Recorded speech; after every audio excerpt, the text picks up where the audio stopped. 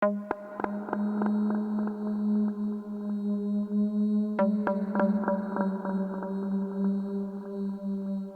Madam, কি করলেন আপনি এটা? কি করলাম আবার? খাওয়া হয়ে গেছে, হাতটা ধুয়ে নিলাম। না, আমার বলার মানেটা হচ্ছে যে প্লেটে তো অনেক খাবার রয়েছে ম্যাডাম, তো আপনি এর মধ্যে হাত ধুয়ে নিলেন। ও, তো কি করব? তোকে জিজ্ঞেস করে হাতটা ধোবো নাকি? কিন্তু আপনি এতটা খাবার নষ্ট করলেন কেন? আমার পয়সায় কেনা খাবার আমি খাবো না ওয়েস্ট করবো সেটা আমি তোকে জিজ্ঞেস করে করবো? তা আপনি ফেললেন কেন? আমি সামনে দাঁড়িয়ে আছি, আপনি আমাকে দিয়ে দিতেন, গরিবকে দিয়ে দিতেন, সে খেয়ে নিত। আশা করি তোর প্রশ্নের উত্তরটা পেয়ে গেছিস খুব ভালো মতো। কি হলো, এত চিৎকার চেঁচামেচি কিসের? ওর এত বড় সাহস, 2 পয়সা চাকর হয়ে আমাকে বলছে প্লেটে হাত কেন ধুলেন? হ্যাঁ, ও তো ঠিকই বলেছে।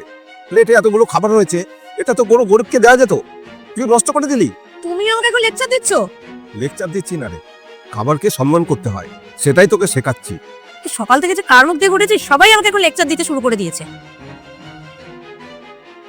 শোন শোন না, কথাটা শুনে যা।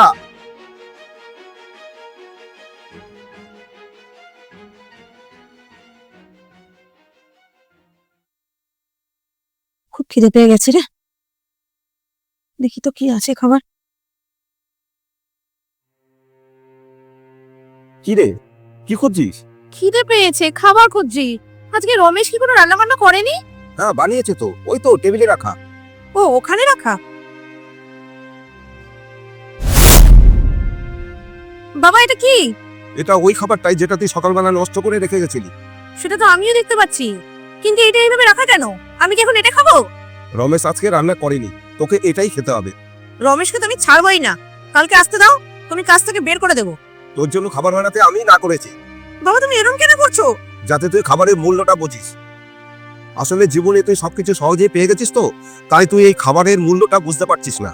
দুমুঠো অন্ন জোগাড় করতে না মানুষকে অনেক কষ্ট করতে হয়। বাবা, আমি নিজে জব করি, নিজের পয়সায় নিজে কিনে খেতে পারি। 4 দিন তো হলো তুই চাকরি করছিস, কি মনে করিস তুই নিজেকে? ও, আজকালকার ছেলে মেয়েদের তো কিছু বললে আবার আলাদা হয়ে যায়, বাড়ি থেকে বেরিয়ে যায়। যা, তবে না বুঝতে পারবি যে জীবনটা কত কঠিন। চাল ডাল আটার দাম জানিস?